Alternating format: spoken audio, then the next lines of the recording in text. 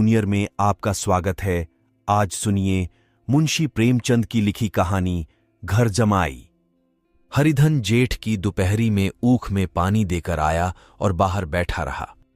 घर में से धुआं उठता नजर आता था। छन छन की आवाज भी आ रही थी। उसके दोनों साले उसके बाद आए और घर में चले गए। दोनों सालों के लड़के भी आए और उसी तरह अंदर दाखिल हो गए, पर हरिधन अंदर न जा सका। इधर 1 महीने से उसके साथ यहां जो बर्ताव हो रहा था और विशेषकर कल उसे जैसी फटकार सुननी पड़ी थी, वह उसके पांव में बेड़ियां सी डाले हुए था। कल उसकी सास ही ने तो कहा था, मेरा दी तुमसे भर गया, मैं तुम्हारी जिंदगी का ठेका लिए बैठी हूं क्या। और सबसे बढ़कर अपनी स्त्री की निष्ठुरता ने उसके हृदय के टुकड़े कर दिए थे। वह बैठी यह फटकार सुनती रही, पर एक बार भी तो उसके मुंह से ना निकला, अम्मा तुम क्यों इनका अपमान कर रही हो। बैठी गटगट सुनती रही। शायद मेरी दुर्गति पर खुश हो रही थी। इस घर में वह कैसे जाए, क्या फिर वही गालियां खाने, वही फटकार सुनने के लिए। और आज इस घर में जीवन के 10 साल गुजर जाने पर यह हाल हो रहा है। मैं किसी से कम काम नहीं कहता हूं। दोनों साले मीठी नींद सोते रहते हैं और मैं बैलों को सानी पानी देता हूं, छांटी काटता हूं। वहां सब लोग पल पल पर चिलम पीते हैं। मैं आंखें बंद किए अपने काम में लगा रहता हूं। संध्या समय पर घर वाले गाने बजाने चले जाते हैं। मैं घड़ी रात तक गायें भैंसे दोहता हूं। उसका यह पुरस्कार मिल रहा है कि कोई खाने को भी नहीं पूछता। उलटे और गालियां मिलती हैं। उसकी स्त्री घर से डोल लेकर निकली और बोली, जरा इसे कुएं से खींच लो, एक बूंद पानी नहीं है। हरिधन ने डोल लिया और कुएं से पानी भर लाया। उसे जोर से भूख लगी हुई था। समझा अब खाने को बुलाने आएगी, मगर स्त्री डोल लेकर अंदर गई तो वहीं की हो रही। हरिधन थका मादा क्षुधा से व्याकुल पड़ा सो रहा। सहसा उसकी स्त्री गुमानी ने आकर उसे जगाया। हरिधन ने पड़े पड़े ही कहा, क्या है, क्या पड़ा भी न रहने देगी या और पानी चाहिए। गुमानी कटु स्वर में बोली, गुर्राते क्यों हो, खाने को बुलाने आई हूं। हरिधन ने देखा उसके दोनों साले और बड़े साले के दोनों लड़के भोजन किए चले जा रहे हैं। उसकी देह में आग लग गई। मेरी अब यह नौबत पहुंच गई कि इन लोगों के साथ बैठकर खा भी नहीं सकता। मैं इनकी झूठी थाली चाटने वाला हूं। मैं इनका कुत्ता हूं जिसे खाने के बाद टुकड़ा रोटी डाल दी जाती है। यही घर है जहां आज से 10 साल पहले उसका कितना आदर सत्कार होता था। साले गुलाम बने रहते थे। सास मुंह जोहती रहती थी। स्त्री पूजा करती थी। तब उसके पास रुपए थे, जायदाद थी। अब वह दरिद्र हैं। उसकी सारी जायदाद को इन्हीं लोगों ने कूड़ा कर दिया। अब रोटियों के भी लाले हैं। उसके जी में एक ज्वाला सी उठी कि इसी वक्त अंदर जाकर सास को और साली को भिगो भिगो कर लगाए, पर जब्त करके रह गया। पड़े पड़े बोला, मुझे भूख नहीं है, आज न खाऊंगा। गुमानी ने कहा, न खाओगे मेरी बला से। हाँ नहीं तो खाओगे, तुम्हारे ही पेट में जाएगा, कुछ मेरे पेट में थोड़े ही जाएगा। हरिधन का क्रोध आंसू बन गया। ये मेरी स्त्री है जिसके लिए मैंने अपना सर्वस्व मिट्टी में मिला दिया। मुझे उल्लू बनाकर ये सब मुझे अब निकाल देना चाहते हैं। वह अब कहां जाए, क्या करें। उसकी सास आकर बोली, चलकर खा क्यों नहीं लेते जी, रूठते किस पर हो। यहां तुम्हारे नखरे सहने का किसी में बूता नहीं है। जो देते हैं वह मत देना, और क्या करोगे। तुमसे बेटी ब्याही है, कुछ तुम्हारी जिंदगी का ठेका नहीं लिया है। हरिधन ने मर्माहत होकर कहा, हां अम्मा, मेरी भूल थी कि मैं यही समझ रहा था। अब मेरे पास क्या है कि तुम मेरी जिंदगी का ठेका लोगी। जब मेरे पास धन भी था तब सब कुछ आता था। अब दरिद्र हूं, तुम क्यों बात पूछोगी। बूढ़ी सास भी मुंह फुलाकर भीतर चली गई। बच्चों के लिए बाप एक फालतू सी चीज, एक विलास की वस्तु है, जैसे घोड़े के लिए चने या बाबुओं के लिए मोहन भोग। मोहन भोग उम्र भर न मिले तो किसका नुकसान है, मगर एक दिन रोटी दाल के दर्शन न हो तो फिर देखिए क्या हाल होता है। पिता के दर्शन कभी कभी शाम सवेरे हो जाते हैं। वह बच्चे को उछालता है, दुलारता है, कभी गोद में लेकर या उंगली पकड़कर सैर कराने ले जाता है, और बस यही उसके कर्तव्य की इति है। वह परदेश चला जाए, बच्चे को परवाह नहीं होती, लेकिन मां तो बच्चे का सर्वस्व है। बालक 1 मिनट के लिए भी उसका वियोग नहीं सह सकता। पिता कोई हो, उसे परवाह नहीं, केवल एक उछालने कुदाने वाला आदमी होना चाहिए। लेकिन माता तो अपनी होनी चाहिए, 16 आने अपनी। वही रूप, वही रंग, वही प्यार, वही सब कुछ। वह अगर नहीं है तो बालक के जीवन का स्रोत मानो सूख जाता है। फिर वह शिव का नंदी है, पर फूल या जल चढ़ाना लाजिमी नहीं, अख्तियारी है। हरिधन की माता का आज 10 साल हुए, देहांत हो गया था। उस वक्त उसका विवाह हो चुका था। वह 16 साल का कुमार था। पर मां के मरते ही उसे मालूम हुआ कि मैं कितना निस्सहाय हूं, जैसे उस घर पर उसका अधिकार ही न रहा हो। बहनों के विवाह हो चुके थे, भाई कोई दूसरा न था। बेचारा अकेले घर में जाते भी डरता था। मां के लिए रोता था, पर मां की परछाई से डरता था। जिस कोठरी में उसमें देह त्याग किया था, उधर आंखें तक न उठाता। घर में एक बुआ थी, वह हरिधन को बहुत दुलार करती। हरिधन को अब दूध ज्यादा मिलता, काम भी कम करना पड़ता। बुआ बार बार पूछती, बेटा कुछ खाओगे? बाप भी अब उसे ज्यादा प्यार करते। उसके लिए अलग एक गाय मंगवा दी।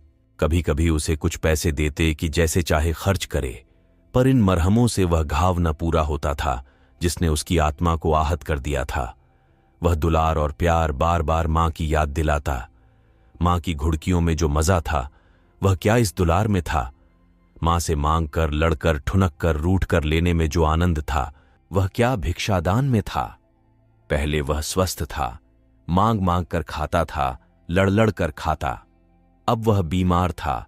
अच्छे से अच्छे पदार्थ उसे दिए जाते थे, पर भूख न थी। साल भर तक वह इसी दशा में रहा। फिर दुनिया बदल गई। एक नई स्त्री, जिसे लोग उसकी माता कहते थे, उसके घर में आई और देखते देखते एक काली घटा की तरह उसके संकुचित भूमंडल पर छा गई।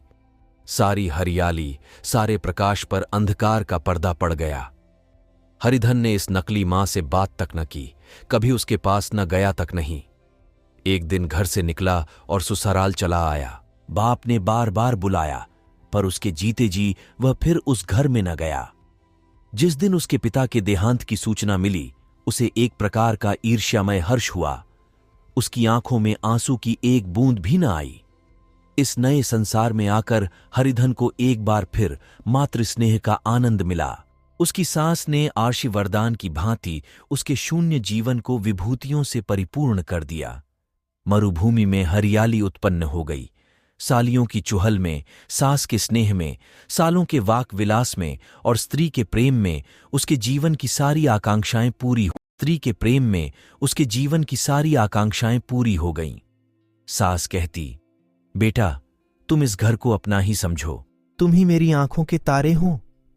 वह उससे अपने लड़कों की, बहुओं की शिकायत करती।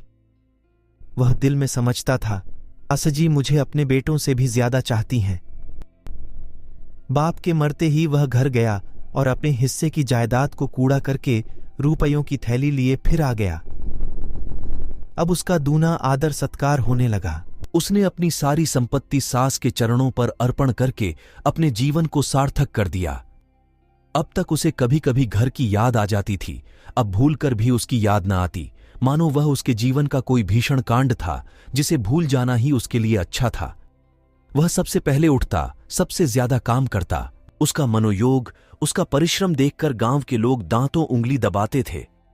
उसके ससुर का भाग्य बखारते, जिसे ऐसा दामाद मिल गया। लेकिन ज्यों-ज्यों दिन गुजरते गए, उसका मान सम्मान घटता गया। पहले देवता था, फिर घर का आदमी, अंत में घर का दास हो गया।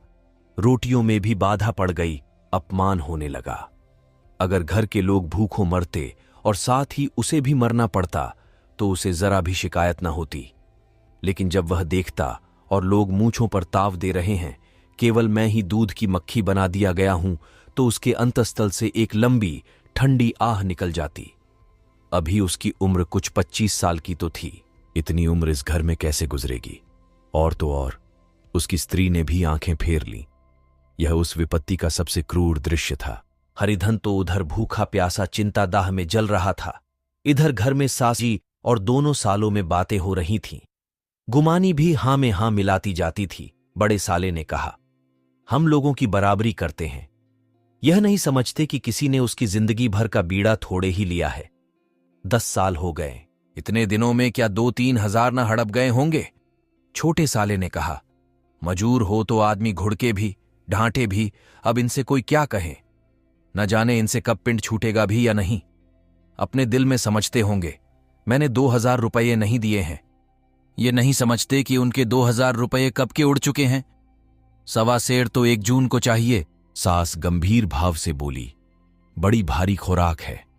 गुमानी माता के सिर से जूं निकल रही थी। सुलगते हुए हृदय से बोली, निकम्मे आदमी को खाने के सिवा और काम ही क्या रहता है। बड़े, खाने की कोई बात नहीं है, जिसको जितनी भूख हो उतना खाए, लेकिन कुछ पैदा करना चाहिए। ये नहीं समझते कि पहुनई में किसी के दिन कटे हैं। छोटे, मैं तो एक दिन कह दूंगा, अब आप अपनी राह लीजिए, आपका कर्जा नहीं खाया है। गुमानी घर वालों की ऐसी ऐसी बातें सुनकर अपने पति से द्वेष करने लगी थी। अगर वह बाहर से 4 पैसे लाता तो इस घर में उसका कितना मान सम्मान होता, वह भी रानी बनकर रहती। न जाने क्यों कहीं बाहर जाकर कमाते उसकी नानी मरती हैं। गुमानी की मनोवृत्तियां अभी तक बिल्कुल बालपन की सी थीं। उसका अपना कोई घर न था। उसी घर का हित अहित उसके लिए भी प्रधान था। वह भी उन्हीं शब्दों में विचार करती, इस समस्या को उन्हीं आंखों से देखती जैसे उसके घर वाले देखते थे। सच तो है, 2000 रुपये में क्या किसी को मोल ले लेंगे। 10 साल में 2000 रुपये होते ही क्या है। 200 ही तो साल भर के हुए। क्या 2 आदमी साल भर में 200 भी न खाएंगे। फिर कपड़े लत्ते, दूध घी सब कुछ तो है। 10 साल हो गए, एक पीतल का छल्ला नहीं बना। घर से निकलते तो जैसे इनके प्राण निकलते हैं। जानते हैं, जैसे पहले पूजा होती थी वैसे ही जन्म भर होती रहेगी। यह नहीं सोचते कि पहले और बात थी, अब और बात है। बहू पहले ससुराल जाती है तो उसका कितना महान होता है। उसके डोली से उतरते ही बाजे बजते हैं। गांव मोहल्ले की औरतें उसका मुंह देखने आती हैं और रुपये देती हैं। महीनों उसे घर भर से अच्छा खाने को मिलता है। अच्छा पहनने को कोई काम नहीं लिया जाता, लेकिन 6 महीने बाद कोई उसकी बात भी नहीं पूछता। वह घर भर की लौड़ी हो जाती है। उनके घर में मेरी तो वही गति होती। फिर काहे को रोना। जो यह कहो कि मैं तो काम करता हूं तो तुम्हारी भूल है। मजूर और बात है। उसे आदमी डांटता भी है, मारता भी है। जब चाहता है रखता है, जब जी चाहता है निकाल देता है, कसकर काम लेता है। ये नहीं कि जब जी में आया कुछ काम किया, जब जी में आया पढ़कर सो रहे। हरिधन भी पड़ा अंदर ही अंदर सुलग रहा था कि दोनों साले बाहर आए और बड़े साहब बोले, भैया उठो, तीसरा पहर ढल गया, कब तक सोते रहोगे, सारा खेत पड़ा है। हरिधन छट से उठ बैठा और तीव्र स्वर में बोला, क्या तुम लोगों में मुझे उल्लू समझ लिया है। दोनों साले हक्का बक्का हो गए। जिस आदमी ने कभी जबान नहीं खोली, हमेशा गुलामों की तरह हाथ बांधे हाजिर रहा, वह आज एकाएक इतना आत्माभिमानी हो गया, यह उनको चौंका देने के लिए काफी था। कुछ जवाब न सूझा। हरिधन ने देखा इन दोनों के कदम उखड़ गए हैं तो एक धक्का और देने की प्रबल इच्छा को न रोक सका। उसी ढंग से बोला और देने की प्रबल इच्छा को न रोक सका। उसी ढंग से बोला, मेरी भी आंखें हैं, अंधा नहीं हूं, न बहरा ही हूं। छाती फाड़कर काम करूं और उस पर भी कुत्ता समझा जाऊं, ऐसे गड्ढे कहीं और होंगे। अब बड़े साले भी गरम पड़े। तुम्हें किसी ने यहां बांध तो नहीं रखा है। अब की हरिधन लाजवाब हुआ। कोई बात न सूझी। बड़े ने फिर उसी ढंग से कहा, अगर तुम यह चाहो कि जन्म भर पाहुने बने रहो और तुम्हारा वैसा ही आदर सत्कार होता रहेस, तो हमारे बस की बात नहीं है। हरिधन ने आंखें निकालकर कहा, क्या मैं तुम लोगों से कम काम करता हूं। बड़े, ये कौन कहता है। हरिधन, तो तुम्हारे घर की यही नीति है कि जो सबसे ज्यादा काम करे वही भूखों मारा जाए। बड़े, तुम खुद खाने नहीं गए, क्या कोई तुम्हारे मुंह में कौर डाल देता। हरिधन ने होंठ चबाकर कहा, मैं खुद खाने नहीं गया, कहते तुम्हें लाज नहीं आती। नहीं आई थी बहन तुम्हें बुलाने। हरिधन की आंखों में खून उतर गया, दांत पीस कर रह गया। छोटे साले ने कहा, अम्मा भी आई थी, तुमने कह दिया मुझे भूख नहीं है तो क्या करती। सास भीतर से लपकी चली आ रही थी। ये बात सुनकर बोली, कितना कहकर हार गई, कोई उठे ना तो मैं क्या करूं। हरिधन ने विष, खून और आग से भरे हुए स्वर में कहा, मैं तुम्हारे लड़कों का झूठा खाने के लिए हूं। मैं कुत्ता हूं कि तुम लोग खाकर मेरे सामने रुखी रोटी का टुकड़ा फेंक दो। बुढ़िया ने ऐंठ कर कहा, तो क्या तुम लड़कों की बराबरी करोगे? हरिधन परास्त हो गया। बुढ़िया के एक ही वाक प्रहार ने उसका का काम तमाम कर दिया। उसकी तनी हुई भवें ढीली पड़ गई, आंखों की आग बुझ गई, फड़कते हुए नथने शांत हो गए। किसी आहत मनुष्य की भांति वह जमीन पर गिर पड़ा। क्या तुम मेरे लड़कों की बराबरी करोगे? यह वाक्य एक लंबे भाले की तरह उसके हृदय में चुभता चला जाता था। न हृदय का अंत था, न उस भाले का। सारे धर ने खाया, पर हरिधन न उठा। सास ने मनाया, सालियों ने मनाया, ससुर ने मनाया, दोनों साले मनाकर हार गए। हरिधन न उठा। वहां द्वार पर एक टाट पड़ा था। उसे उठाकर सबसे अलग कुएं पर ले गया और जगत पर बिछाकर पड़ा रहा। रात भीग चुकी थी। अनंत आकाश में उज्ज्वल तारे बालकों की भांति क्रीड़ा कर रहे थे। कोई नाचता था, कोई उछलता था, कोई हंसता था, कोई आंखें मींच कर फिर खोल देता था। रह रहकर कोई साहसी बालक सपाटा भरकर एक पल में उस विस्तृत क्षेत्र को पार कर लेता था और न जाने कहां छा जाता था। हरिधन को अपना बचपन याद आया, जब वह भी इसी तरह क्रीड़ा करता था। उसकी बाल स्मृतियां उन्हीं चमकीले तारों की भांति प्रज्वलित हो गईं। वह अपना छोटा सा घर, वह आम का बाग जहां वह केरियां चुना करता था, वह मैदान जहां कबड्डी खेला करता था, सब उसका याद आने लगे। फिर अपनी स्नेहमयी माता की सदैव मूर्ति उसके सामने खड़ी हो गई। उन आंखों में कितनी करुणा थी, कितनी दया थी। उसे ऐसा जान पड़ा मानो माता की आंखों में आंसू भरे उसे छाती से लगा लेने के लिए हाथ फैलाए उसकी ओर चली आ रही है। वह उस मधुर भावना में अपने को भूल गया। ऐसा जान पड़ा मानो माता ने उसे छाती से लगा लिया है और उसके सिर पर हाथ फेर रही हैं। वह रोने लगा, फूट फूट कर रोने लगा। उसी आत्मसम्मोहित दशा में उसके मुंह से यह शब्द निकले, अम्मा, तुमने मुझे इतना भुला दिया। देखो तुम्हारे प्यारे लाल की क्या दशा हो रही है। कोई उस पानी को भी नहीं पूछता। क्या जहां तुम हो वहां मेरे लिए जगह नहीं है? सहसा गुमानी ने आकर पुकारा, क्या सो गए तुम? ऐसी भी क्या राक्षसी नींद? चलकर खा क्यों नहीं लेते? कब तक कोई तुम्हारे लिए बैठा रहे? हरिधन उस कल्पना जगत से क्रूर प्रत्यक्ष में आ गया। वही कुएं की जगत थी, वही फटा हुआ टाट, और गुमानी सामने खड़ी कह रही थी, कब तक कोई तुम्हारे लिए बैठा रहे? हरिधन उठ बैठा और मानो तलवार म्यान से निकालकर बोला, भला तुम्हें मेरी सुध तो आई। मैंने कह तो दिया था मुझे भूख नहीं है। गुमानी, तो कितने दिन तक न खाओगे? अब इस घर का पानी भी न पीऊंगा। तुझे मेरे साथ चलना है या नहीं? दृढ़ संकल्प से भरे हुए इन शब्दों को सुनकर गुमानी सहम उठी। बोली, कहां जा रहे हो? हरिधन ने मानो नशे में कहा, तुझे इससे क्या मतलब? मेरे साथ चलेगी या नहीं? फिर पीछे से न कहना, मुझसे कहा नहीं। गुमानी आपत्ति के भाव से बोली, तुम बताते क्यों नहीं? कहां जा रहे हो? तू मेरे साथ चलेगी या नहीं? जब तक बता ना दोगे मैं न जाऊंगी। तो मालूम हो गया तू नहीं जाना चाहती। मुझे इतना ही पूछना था, नहीं तो अब तक मैं आधी दूर निकल गया होता। यह कहकर उठा और अपने घर की ओर चला।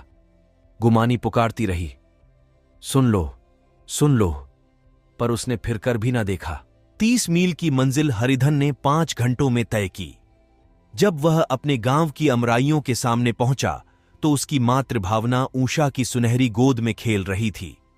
उन वृक्षों को देखकर उसका विह्वल हृदय नाचने लगा। मंदिर का सुनहरा कलश देखकर वह इस तरह दौड़ा मानो एक छलांग में उसके ऊपर जा पहुंचेगा। वह वेग में दौड़ा जा रहा था, मानो उसकी माता गोद फैलाए उसे बुला रही हो। जब वह आमों के बाग में पहुंचा, जहां डालियों पर बैठकर वह हाथी की सवारी का आनंद पाता था, जहां के कच्चे बेरों और लिसोड़ों में एक स्वर्गीय स्वाद था, तो वह बैठ गया और भूमि पर सिर झुकाकर रोने लगा, मानो अपनी माता को अपनी विपत्ति कथा सुना रहा हो। वहां की वायु में, वहां के प्रकाश में मानो उसकी विराट रूपिणी माता व्याप्त हो रही थी। वहां की अंगुल अंगुल भूमि माता के पद चिन्हों से पवित्र थी। माता के स्नेह में डूबे हुए शब्द अभी तक मानो आकाश में गूंज रहे थे। इस वायु और इस आकाश में न जाने कौन सी संजीवनी थी, जिसने उसके शोकार्त हृदय को फिर बालोत्साह से भर दिया। वह एक पेड़ पर चढ़ गया और अधर से आम तोड़ तोड़कर खाने लगा। सास के वह कठोर शब्द, स्त्री का वह निष्ठुर आघात, वह सारा अपमान उसे भूल गया। उसके पांव फूल गए थे, तलवों में जलन हो रही थी, पर इस आनंद में उसे किसी बात का ध्यान न था। सहसा रखवाले ने पुकारा, वह कौन ऊपर चढ़ा है रे? उतर अभी, नहीं तो ऐसा पत्थर खींच कर मारूंगा कि वहीं ठंडे हो जाओगे। उसने कई गालियां भी दीं। इस फटकार और इन गालियों में इस समय हरिधन को अलौकिक आनंद मिल रहा था। वह डालियों में छिप गया, कई आम काट काट नीचे गिराए और जोर से ठट्ठा मारकर हंसा। ऐसी उल्लास से भरी हुई हंसी उसने बहुत दिन से न हंसी थी। रखवाले को यह हंसी परिचित मालूम हुई, मगर हरिधन यहां कहां? वह ससुराल की रोटियां तोड़ रहा है। कैसा हंसोड़ा था, कितना चिबिल्ला! न जाने बेचारे का क्या हाल हुआ। पेड़ की डाल से तालाब में कूद पड़ता था। अब गांव में ऐसा कौन है? डांट कर बोला, वहां से बैठे बैठे हंसोगे तो आकर सारी हंसी निकाल दूंगा, नहीं तो सीधे उतर आओ। वह गालियां देते जा रहा था कि एक गुठली आकर उसके सिर पर लगी। सिर सहलाता हुआ बोला, ये कौन शैतान है? नहीं मानता? ठहर तो, मैं आकर तेरी खबर लेता हूं। उसने अपनी लकड़ी नीचे रख दी और बंदरों की तरह छटपट ऊपर चढ़ गया।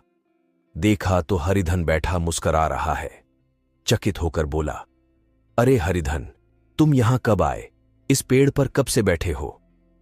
दोनों बचपन के सखा वहीं गले मिले। यहां कब आए? चलो घर चलो।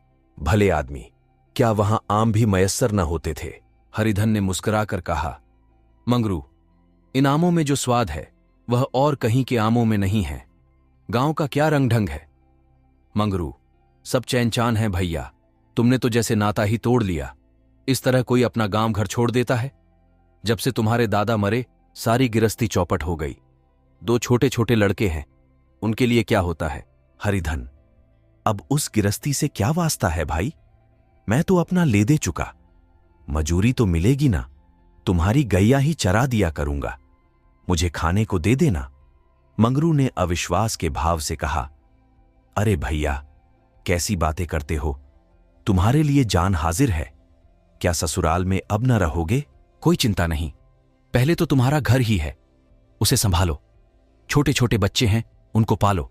तुम नई अम्माओं से नाहक डरते थे, बड़ी सीधी है बेचारी, बस अपनी मां समझो। तुम्हें पाकर तो निहाल हो जाएगी। अच्छा, घरवाली को भी तो लाओगे? हरिधन, उसका अब मुंह ना देखूंगा, मेरे लिए वह मर गई। मंगरू, तो दूसरी सगाई हो जाएगी। अब की ऐसी मेहरियां ला दूंगा कि उसके पैर धो धोकर पियोगे, लेकिन कहीं पहली भी आ गई तो? हरिधन, वह न आएगी। हरिधन अपने घर पहुंचा तो दोनों भाई भैया आए कहकर भीतर दौड़े और मां को खबर दी। उस घर में कदम रखते ही हरिधन को ऐसी शांत महिमा का अनुभव हुआ मानो वह अपनी मां की गोद में बैठा हुआ है। इतने दिनों ठोकरें खाने से उसका हृदय कोमल हो गया था। जहां पहले अभिमान था, आग्रह था, हेकड़ी थी, वहां अब निराशा थी, पराजय और याचना थी। बीमारी को जोर कम हो चला था, अब मामूली दवा भी असर कर सकती थी। किले की दीवारें छिद चुकी थीं, अब उसमें घुस जाना असाध्य न था। वही घर जिससे वह एक दिन विरक्त हो गया था, अब गोद फैलाए उसे आश्रय देने को तैयार था। हरिधन का निर्वलंब मन यह आश्रय पाकर मानो तृप्त हो गया। शाम को विमाता ने कहा, बेटा, तुम घर आ गए, हमारे धन्य भाग। अब इन बच्चों को पालो। मां का नाता न सही, बाप का नाता तो है ही। मुझे एक रोटी दे देना, खाकर एक कोने में पड़ी रहूंगी। तुम्हारी अम्माओं से मेरी बहन का नाता है, उस नाते से तुम मेरे लड़के होते हो। हरिधन ने मात्र विह्वल आंखों से विमाता के रूप में अपनी माता के दर्शन किए। घर के एक एक कोने से मातृ स्मृतियों की छटा चांदनी की भांति छिटकी हुई थी। विमाता का प्रौढ़ मुखमंडल भी उसी छटा से रंजित था। दूसरे दिन हरिधन फिर कंधे पर हल रखकर खेत को चला। उसके मुख पर उल्लास था और आंखों में गर्व। वह अब किसी का आश्रित नहीं, आश्रयदाता था, किसी के द्वार का भिक्षुक नहीं, घर का रक्षक था। एक दिन उसने सुना गुमानी ने दूसरा घर कर लिया। मां से बोला, तुमने सुना काकी, गुमानी ने घर कर लिया। काकी ने कहा, घर क्या कर लेगी, ठट्ठा है। बिरादरी में ऐसा अंधेर, पंचायत नहीं, अदालत तो है। हरिधन ने कहा, नहीं काकी, बहुत अच्छा हुआ। ला, महावीर जी को लड्डू चढ़ा आऊं। मैं तो डर रहा था कहीं मेरे गले ना आ पड़े। भगवान ने मेरी सुन ली। मैं वहां से यही ठान कर चला था, अब उसका मुंह न देखूंगा।